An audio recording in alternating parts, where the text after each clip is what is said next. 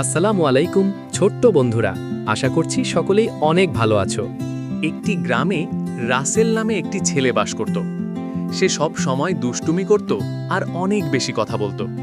এমনকি নামাজে দাঁড়িয়েও সে চুপ থাকতো না। একদিন তার দাদি তাকে বলতে লাগলো, রাসেল, এত কথা বলিস কেন বাবা?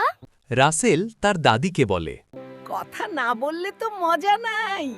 এরপর তার দাদি তাকে বলে, নামাজের সময় কথা বলা ঠিক না।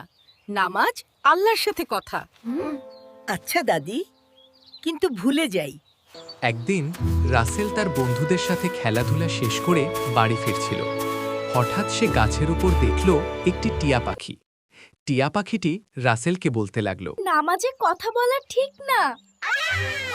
পাখিকে কথা বলতে দেখে রাসেল খুব অবাক হয় আর বলে, আরে, তুমি কথা বলতে পারো। এরপর মসজিদে গিয়েও রাসেল কথা বলতে চায়। টিয়া পাখি তখন রাসেলকে বলে, চুপ, আল্লাহ শুনছেন। রাসেল অনেক লজ্জা পায় আর সে ঠিক করে যে এখন থেকে ভালোভাবেই নামাজ পড়বে, নামাজে দাঁড়িয়ে আর কথা বলবে না।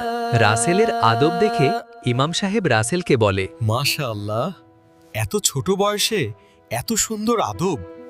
এরপর তারা বলতে থাকে। ভালো আদব জান্নাতের রাস্তা। অবশেষে পাখিটি আবার তার গাছে ফিরে যায়।